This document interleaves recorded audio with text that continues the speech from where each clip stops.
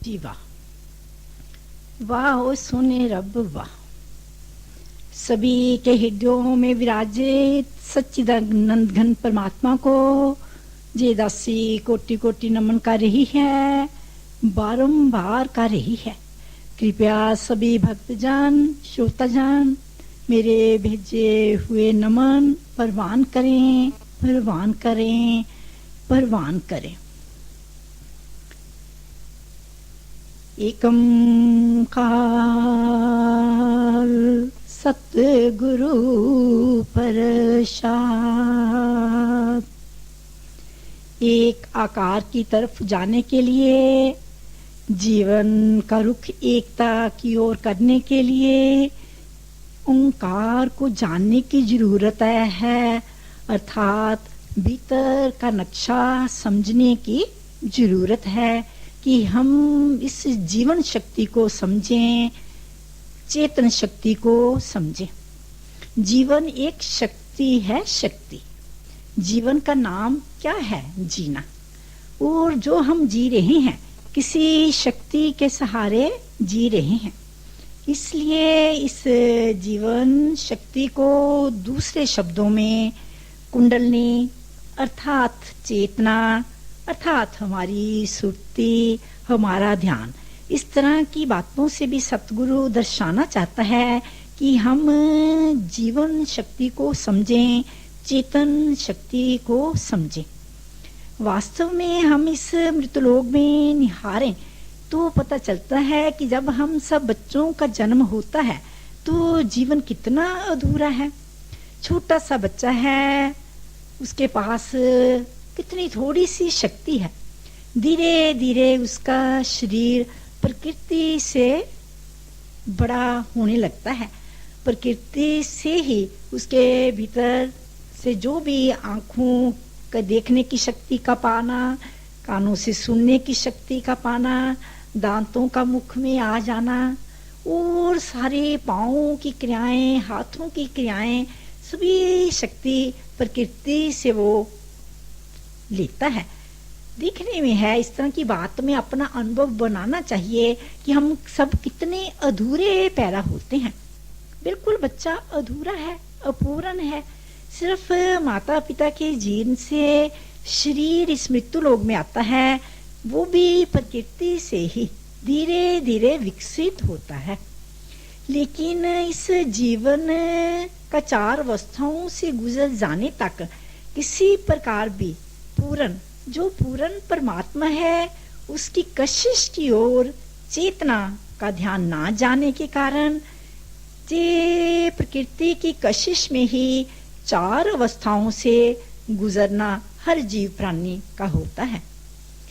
लेकिन हमको इस बात की तरफ तवज्जो देनी चाहिए कि जीवन शक्ति क्या है। जीवन शक्ति चेतना है, चेतना अर्थात कुंडलनी, अर्थात हमारी सुरती। इसलिए सतगुरु इस तरह का नक्शा भीतर से देता है कि हमने भीतर से इस चेतना को समझना है। चेतना शरीर के भीतर है। बाहर प्रकृति से अन्न लेकर शरीर की अवस्था, 4 अवस्थाओं से हम सब बच्चों से मृत्यु तक का गुजरना होता है। लेकिन इस तरह भीतर कुंडलनी शक्ति के जागृत होने से भीतर चेतना के अंदर की स्थितियों में आते हुए पूर्णता की तरफ जाने की स्थिति का रास्ता बनता है। तो ये कुंडलनी जो सबसे पहला मूलधार चक्कर है, जे नाभि से नीचे है, जहां पर सर्प की तरह जन्म जमांतरों की सोई पड़ी है। ये जन्म जमांतरों की सोई हुई शक्ति को जगाने का एकमात्र साधन है जप, गुरु मंत्र, साध संगत।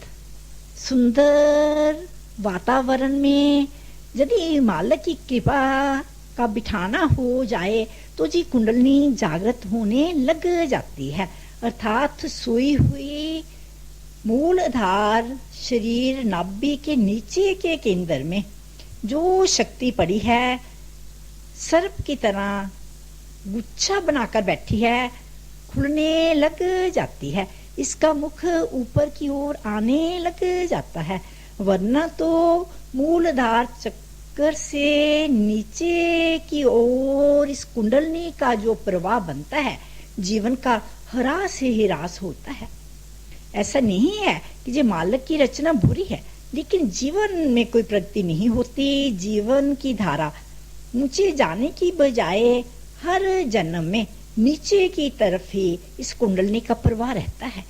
तो जी वासना का जगत, जे कामुकता का जगत, इच्छा भोगों का जो जगत है जी, इसका कारण यही है कि साधकों ने, भक्तों ने सत्संग पर जाना तो किया, मन के मुताबिक जैसे भी विचारधारा है, लेकिन भीतर की कुंडलनी को नहीं समझा कि कैसे कैसे सत्संग का प्रभाव पड़ रहा है। सत्संग से यही तात्पर्य बनता है कि आते आते में हम किस जे कुंडलनी, जे चेतना भीतर से जागृत ही पाए, जो नीचे को सिर करके सो चुकी है ऊपर को उठ जाए। जैसे कि उदाहरण के तौर पर यदि इस तरह समझा जाए तो सोई हुई सपनी को जिस सपेरे बीन की धुन से जागृत करते हैं, वही तो बात है। बीन की धुन अर्थात जप, गुरु मंत्र का ध्यान, गुरु मंत्र के इशारे, कीर्तन, सुंदर सत्य की क्रियाओं से, अंदर के संगीत से जप करते करते में इसका सिर ऊपर को उठ जाए तो सतगुरु का इशारा हो जाता है, वाणी का अर्थात सत्य का इशारा हो जाता है। सिमर सिमर गुरु सतगुरु अपना सोया मन जगाए। कि ये जो मन है, जो शरीर का स्वरूप है, करोड़ों जन्मों से शरीर में आकर चेतना की स्मृति का इतना भूल जाना कर लेते हैं, तो पहली बात कि जे सपने सिर ऊपर को उठा ले, वरना तो ये मानुष तन जैसे आता है मृत्यु पर्यंत तक उसी प्रकार सोया हुआ चला जाता है। जागत सोया जन्म गवाया। इतने जन्म ले लेकर सभी जन्मों में सोने तक का ही मकसद रह गया, शरीर की अवस्था तक का ही, शरीर की सुख सुविधाएं, इसकी वासना तक का उद्देश्य रह गया। इसलिए ये पहला चक्कर भीतर का नक्शा है कि ये नाभि के नीचे का मूल आधार चक्कर है। यदि हमने इस सपनी को मूलधार चक्कर से अर्थात नाभि से ऊपर मालक के जप ध्यान से, गुरु मंत्र की क्रियाकलापों से, साध संगत से कोई लाभ ना उठाया तो ये सपनी उसी प्रकार सोई ही रहेगी और वासना का ये जगत ही बना रहेगा। आम सृष्टि में देखने में आ ही रहा है कि धर्म स्थानों पर, मंदिर मस्जिदों में भी जो हम कोई वाहे गुरु का नाम, अपना अपना भीतर का नाम अथवा गुरुओं के मंत्रों को दृढ़ करते भी हैं, तो पीछे जो उद्देश्य है केवल संसार तक का ही बना रह जाता है। तो जी वासना से संसार ही मिलता है। जब तक ये कुंडलनी ऊपर को मूलधार से ऊपर की तरफ जाना करना शुरू नहीं करेगी, तो ये प्रार्थना का जगत, मालक के नाम का जगत शुरू नहीं हो सकता है। आम देखने में आता है कि कितनी बेस्वादी से कोई भी नाम मालक का जप रहे हैं, मन की दिशा ठीक नहीं है, भीतर में कोई भी स्वाद नहीं है नाम का। कारण क्या है कि नाम का उद्देश्य नहीं है, मालक की प्रार्थना में कोई भी उद्देश्य नहीं है, केवल वासना तक का उद्देश्य है कि अधूरे काम जो संसार के हैं, साध संगत में जाने से शायद वो मिल जाते हैं, और तरह की कई तरह की इच्छाएं, महत्वाकांक्षाएं पूरी हो जाती हैं, तो फिर वासना से तो संसार ही मिलेगा, प्रार्थना से करतार मिलेगा। प्रार्थना से संसार बिल्कुल नहीं मिलता है।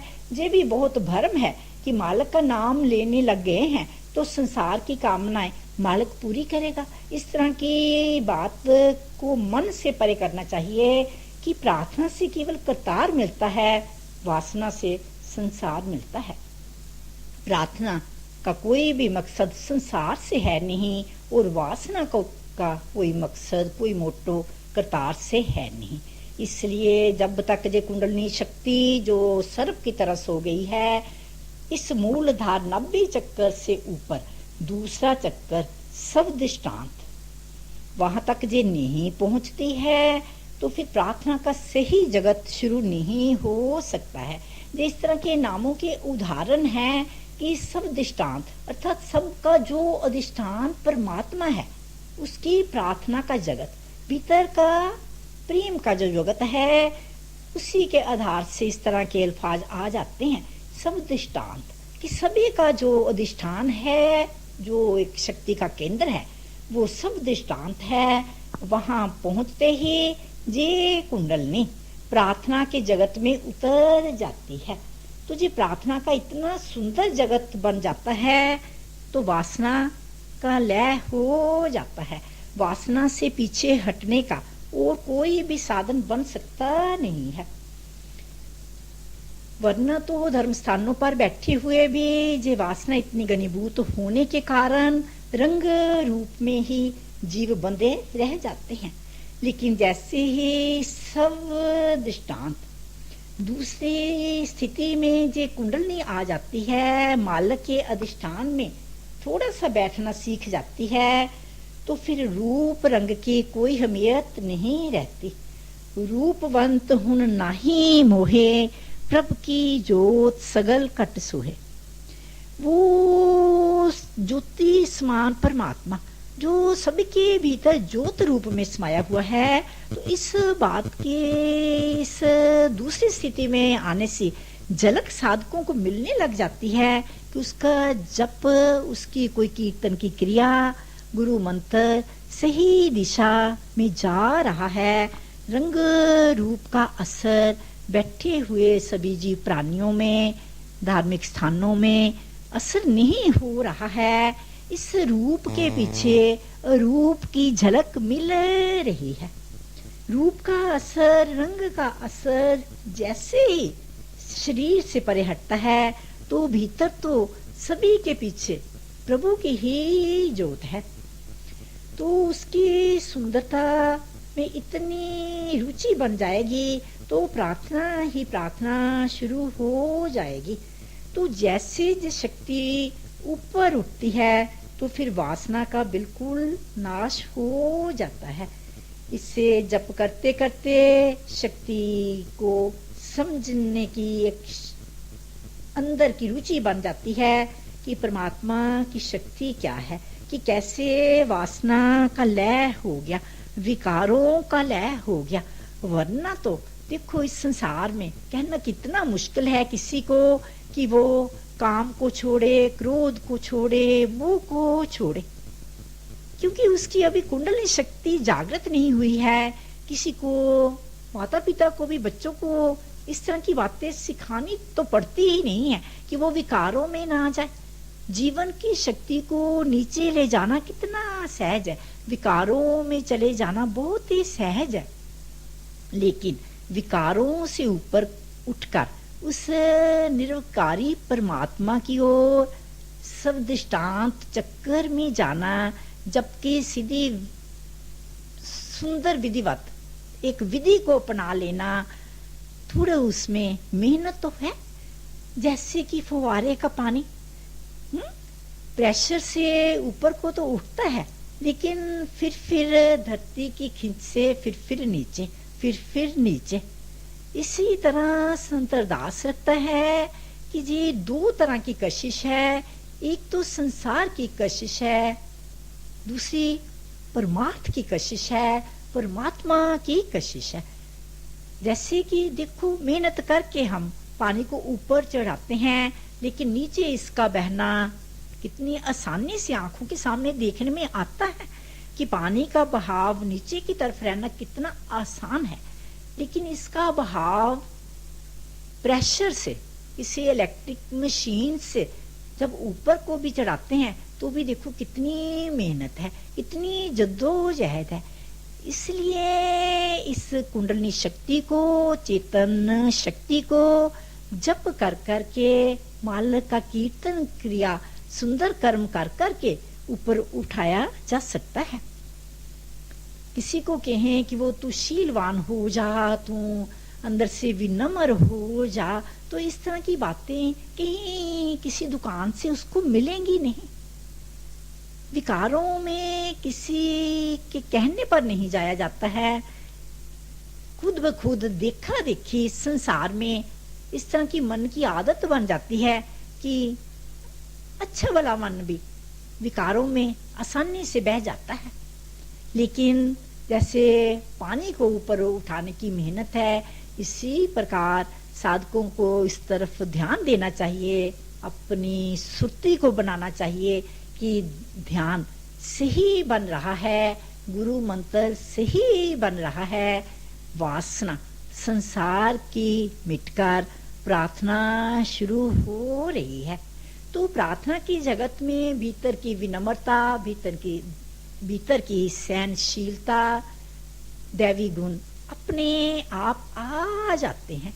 तुझे दूसरा चक्कर समधिष्ठान, मालक का अधिष्ठान, मालक का स्थान, प्रार्थना का जगत बनता है। फिर जैसे ही प्रार्थना करते करते इस तरह की सुंदर स्थितियों में साधक भीतर की गंभीरता को ग्रहण कर लेता है, धीरजता ग्रहण कर लेता है, तो फिर इस दूसरे समधिष्ठान चक्कर से जे कुंडलिनी शक्ति, जे जीवन शक्ति अर्थात चेतन शक्ति तीसरे चक्कर मणिपुर की तरफ अपना रुख कर लेती है। मणिपुर देखो, मणि वैसे भी शब्द है कि ऊंचा शब्द है, सुंदर शब्द है, मणिपुर इस तरह की एक पुर में आ जाती है, इस तरह के भीतर के शहर में आ जाती है कि सुंदर विचारों की दुनिया, सुंदर भावों की दुनिया, सुंदर लहरें बुदबुदों की दुनिया, इस तरह का भीतर का संसार। ये तीसरा मणिपुर चक्कर है। मेहनत करते करते, जप करते करते जैसे साधक इसको समझने लग जाता है, तो फिर इस तरह की दुनिया में आम देखने में भी आता है कि बहुत से लोग ज्यादा भावों में बहने पर, ज्यादा सोचने पर, विचारों में गंभीरता ले लेने पर भी दुखी से हो जाते हैं। उनको इस तरह जहन में एक बात आ जाती है कि इस संसार में ऐसा कुछ नहीं है जो उनको तृप्त कर सके। तो जी एक अच्छी स्थिति बनती है, विवेक की स्थिति, विचार की स्थिति, कि इस तरह संसार से भीतर से हटने का शौक लग जाए।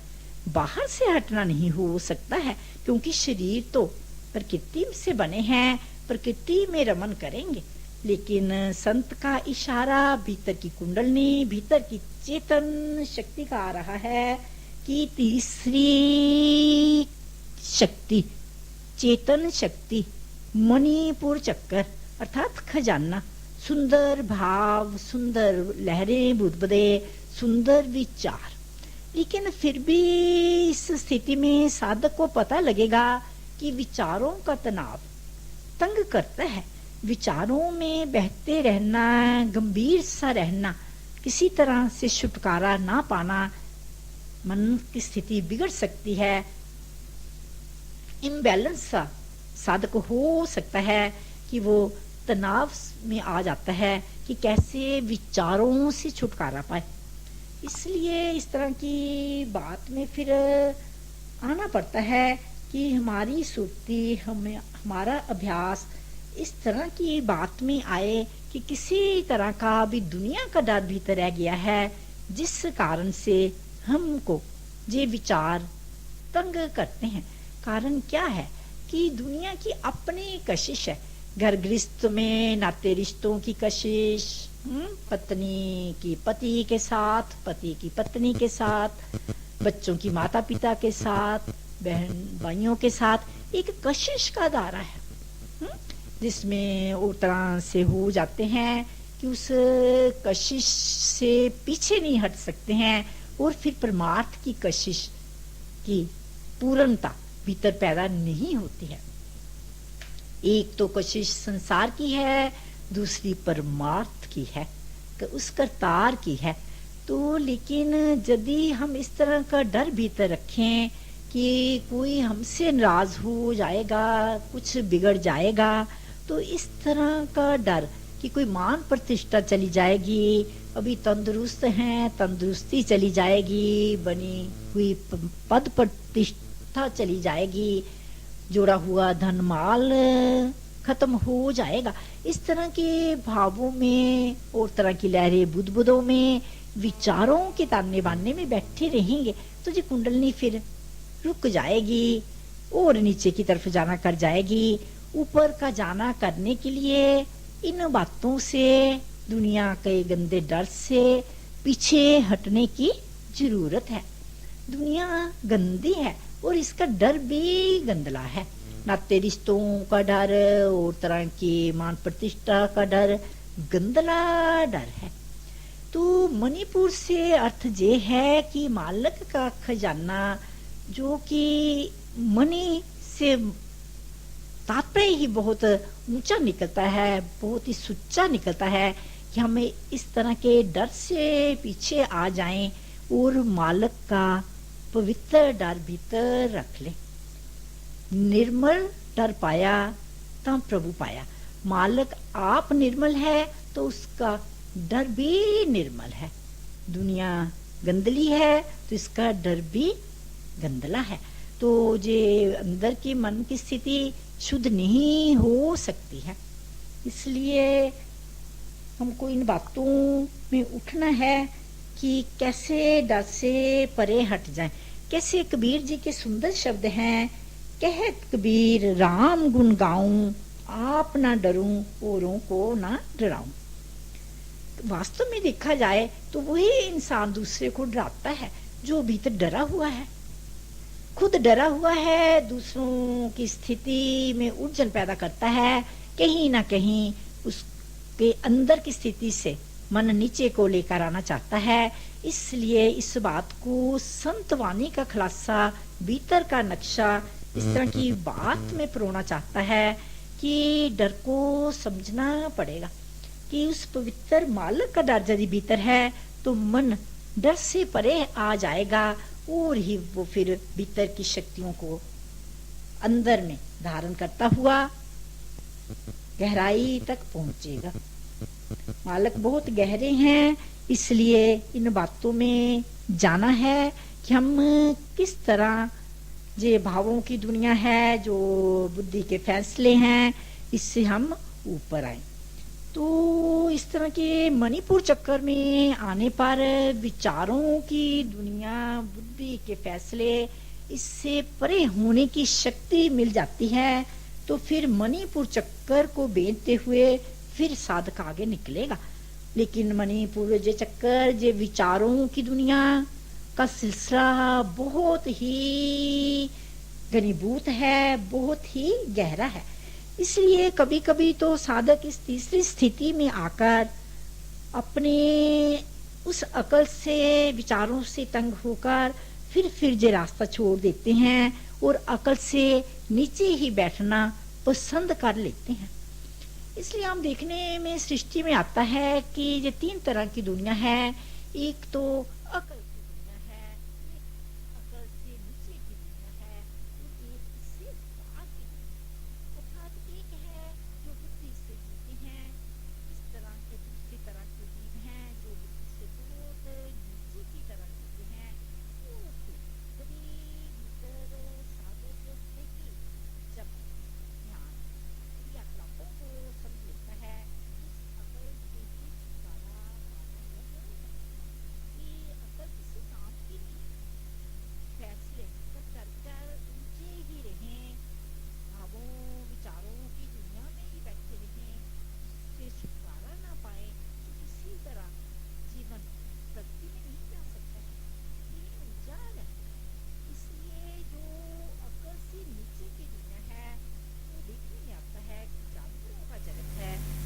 तरह के उनके पास विचार नहीं है, किसी तरह के बुद्धि का फैसला नहीं है, बस अपना जीवन ही बच्चों को जन्म देना, छात तक उनको देख लेना, उनके खाने का, जैसे कि चिड़िया चोंच से दाना कहीं से दूर से ले आती है, अपने बच्चे की परवरिश करेगी देखती, इस तरह की बात। अकल से नीचे की दुनिया। दूसरी है फिर मनुष्य, नर और मादा, जिनके पास बुद्धि है लेकिन जीवी बुद्धि में उसी तरह के तनावों में, भावों, विचारों में बंधे रहना, तो मनुष्य तक का ही रहेगा, आगे कभी नहीं बनेगा। फिर तीसरा बुद्धि से पार, क्योंकि मालिक बुद्धि में नहीं है, बुद्धि से पार की दुनिया में अनुभूति होने लगेगी कि बुद्धि से कुछ हासिल नहीं किया, जैसे इससे छुटकारा पाने लग गए तो बुद्धि में निखार आ गया, इसमें प्रज्ञा आ गई, तो फिर बुद्धि से पार की दुनिया है, भावों से पार की दुनिया है। तो ये मणिपुर चक्कर को समझते समझते, विचारों बलबलों को, लहरों को समझते समझते में फिर इस तरह हम देवता में प्रवेश करेंगे, फरिश्ते गर्भ में प्रवेश कर जाएंगे। कारण क्या है कि सोचना बंद हो गया। देखो, एक तो फिर बुद्धि से नीचे हैं जानवर और तरह की, समाज के साथ उनका कोई नाता नहीं, और जो फिर अकल से पार हो जाते हैं उनका भी समाज के साथ कोई नाता नहीं, दोनों की एक ही दिशा हो जाती है। लेकिन क्योंकि मनुष्य तन मिला है, प्रकृति से जो शरीर बने हैं, वो प्रकृति में बड़ी सुंदर विधिवत अपना शरीर का भुगतान कर लेते हैं, लेकिन भीतर भीतर से सतगुरुओं के इशारे लेकर बुद्धि से पार जाने की प्रज्ञा ले लेते हैं। इसलिए इस तरह की बात में आ जाना चाहिए कि जे समाज के दायरे में फंसे रहना बुद्धि की कोई बात अच्छी बनेगी नहीं। हम क्यों ना उस एकता की तरफ जाएं, हम अकल से पार की तरफ जाएं। तो वो अकल से पार की दुनिया संतों की दुनिया, फरिश्तों की दुनिया, देवताओं की दुनिया है। इसलिए कह देते हैं कि दैवी गुण भीतर आ गए, अर्थात सहनशीलता, विनम्रता, धीरजता, दूसरे को क्षमा करने के गुण आ गए, कहीं बाहर से नहीं मिले। जप करते करते, ध्यान करते करते, गुरुओं की वाणी का इशारा लेते लेते में भीतर के बलबलों की दुनिया, लहरों की दुनिया, ख्यालों ख्वाबों की दुनिया, जे इतने विचारों की दुनिया का ताना बाना करने की आदत जीव ने छोड़ दी। तो जैसे संसार की जे सोचने की अहमियत सी खत्म हो जाती है, तो जो बेचैन मनुष्य हो गया है, बेजार सा हो गया है, तो वो इसका मतलब सियाना मनुष्य हो गया है, समझदार हो गया है। इस तरह की बात आ रही है कि कई अपने दिल की तरफ झांकें कि सभी के अलग अलग हृदयों की अवस्था होती है। तो शब्द हैं जैसे परेशानियां सारे जहां की समेट कर, हे खुदा जब कुछ ना बना तो तूने मेरा दिल बना दिया। ये मेरी खुदा, मेरा दिल कैसा है जी, परेशान सा हो गया है, बेजार हो गया है, ऐसा और तरह की सोच से परे जाने के लिए तैयारी में लग गया है कि उसका समाज के साथ नाता टूट रहा है। इतना आसान नहीं है कि मणिपुर चक्कर जो गहरा चक्कर है, मन की दुनिया है, इससे साधक जल्दी छुटकारा पाएगा। लेकिन फिर भी इस तरह जप के सहारे से नीचे की ओर ना जाते हुए में हम अपनी अकल को उभारें, अपने नाम की खुमारी में आए। तो गुरु नानक देव जी ने कहा है, नाम खुमारी नानका चढ़ी रहे दिन रात। तो क्यों ना हम इस तरह की खुमारी में रहें कि संसार का नशा भी है, लेकिन करके देखा कुछ हाथ नहीं लगा। तो लेकिन जो जप का जो भी धीरे धीरे भीतर पा रहे हैं, और तरह की स्थितियों में आ रहे हैं, अंदर के राग में, रंग में आ रहे हैं, खेड़े में आ रहे हैं। तो जी कौन सी खुमारी है? लेकिन ये मदरा पैदा की जप के माध्यम से, नहीं तो इस तरह की मणिपुर स्थिति में, मन की गहराई की स्थिति में नीचे गिरना आसानी से लोग कर लेते हैं कि विचारों से छुटकारा लेने के लिए घर में किसी के साथ समझौता ना करने पर शराब का सहारा ले लेना, किसी गंदे स्थान पर जाने का, शरीर को बिठाने का सहारा ले लेना कि शरीर उस तरह का हो जाए।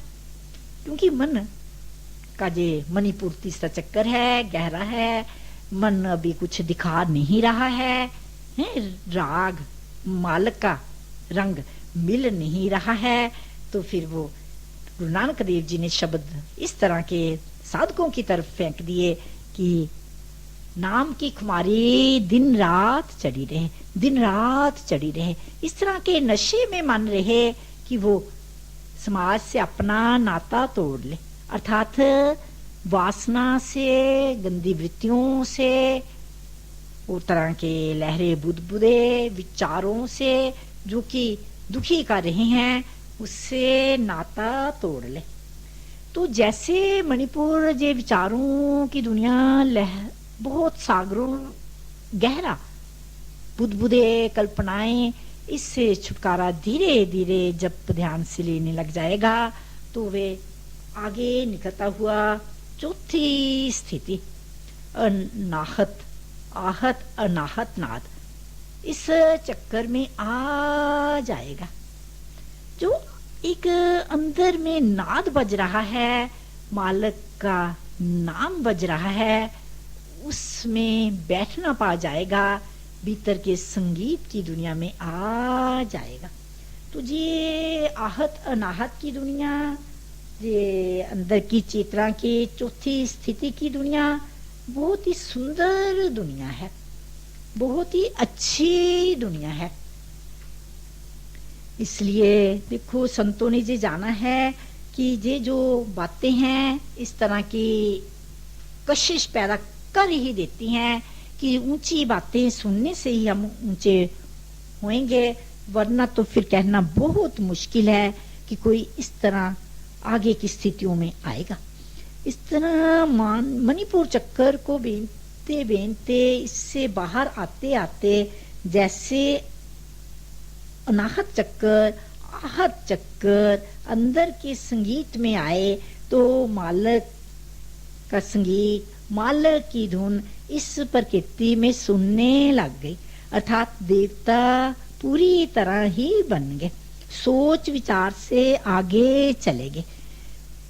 तो साधक की कैसी स्थिति हो जाएगी कि उसे चारों तरफ परमात्मा का नाद ही सुनेगा, पंछियों का गुनगुनाना, जे समुद्र से लहरें, तरंगों के नाद का उठना, पहाड़ों की झनकार की ध्वनि, पानी के बहने की ध्वनि, जो भी है परमात्मा का संगीत ही लगेगा।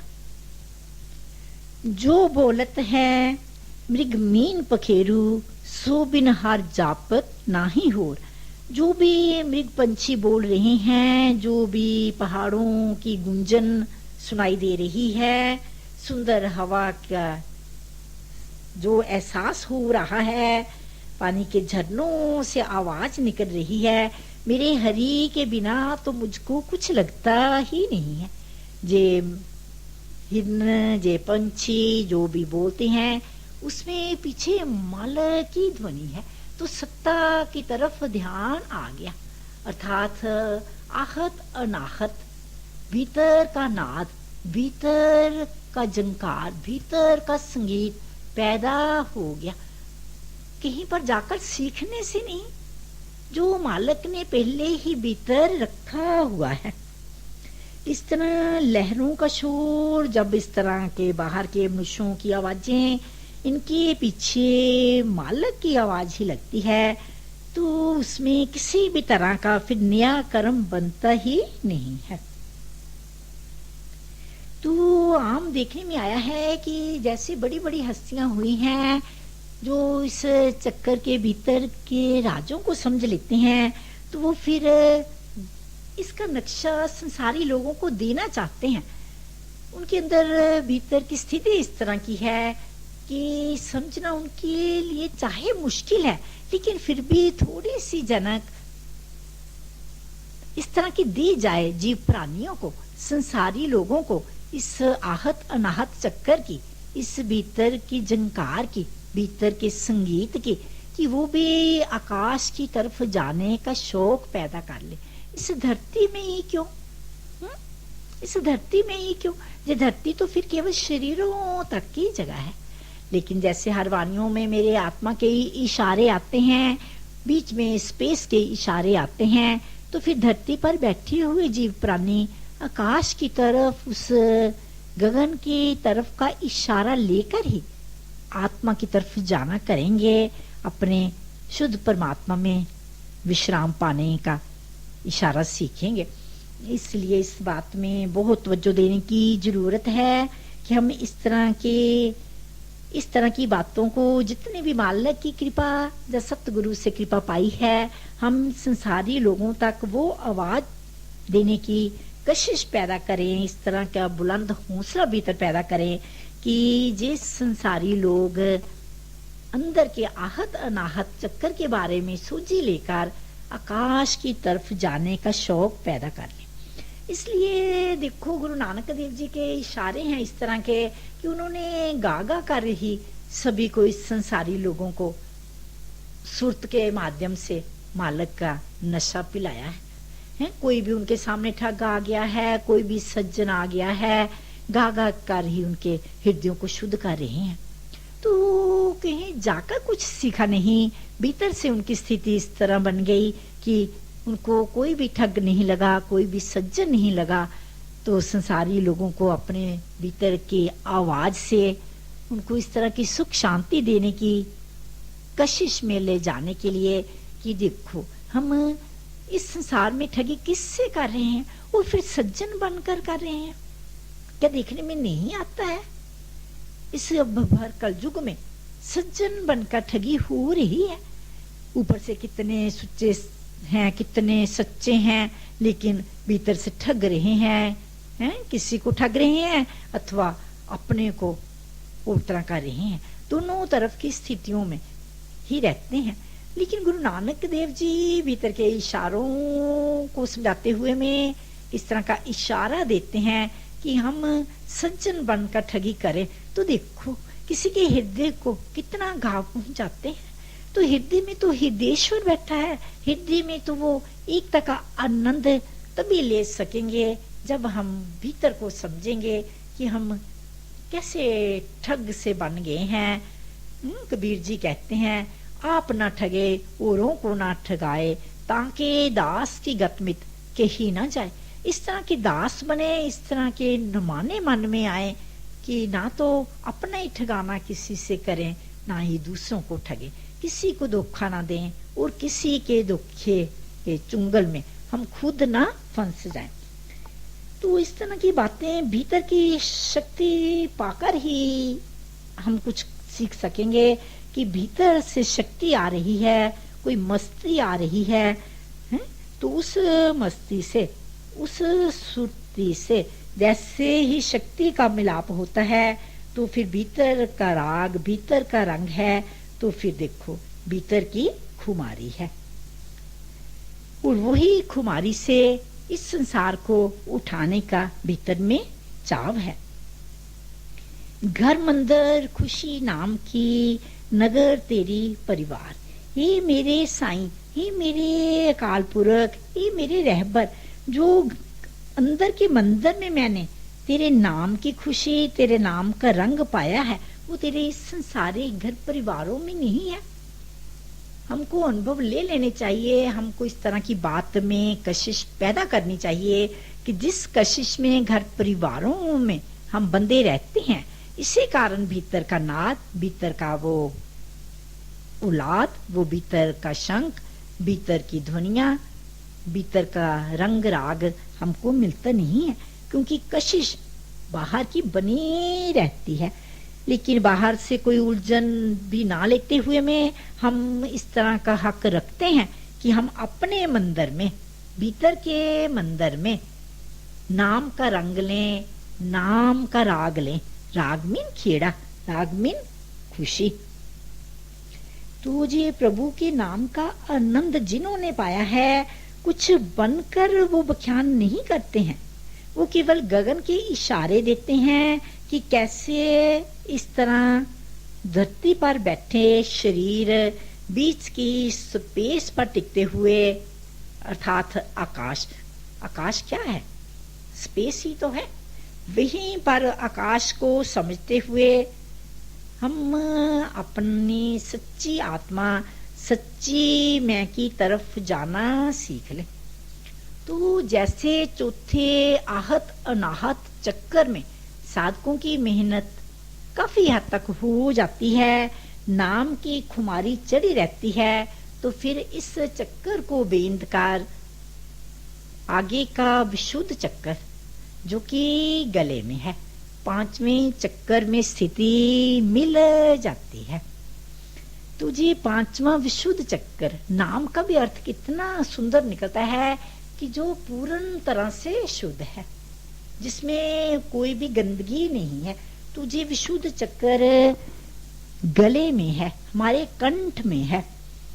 तो साधक को सत्य प्रकट करने की भीतर से शक्ति मिल जाएगी, वो परमात्मा रसना पर बैठ जाएगा। सत्य को बख्यान करने की भीतर से शक्ति पाते हुए में वो और तरह इस संसार में रहना सीखेगा। संसारी बनकर वो नहीं रहता है, परमार्थी बनकर रहता है। इसी को इस तरह की बात में दर्शाया जाता है। प्रभु जी बसे साध की रसना, जिसके भीतर जी चेतन शक्ति विशुद्ध पांचवें चक्कर तक कंठ में आ गई, तो रसना पर मालक आ गया। साधक की रसना सच प्रकट करने में समर्थ हो गई है। तो इस तरह सारा कुछ जप से हुआ, मालक के नाम से हुआ। तो कबीर जी कह रहे हैं, कबीर मेरी सिमरनी रसना ऊपर आन।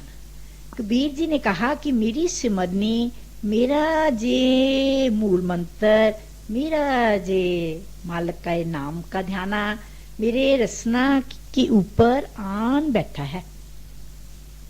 तो जैसे जे शक्ति विशुद्ध चक्कर में रहती है, तो इस तरह इतना सत्य प्रकट करने की शक्ति आ जाती है।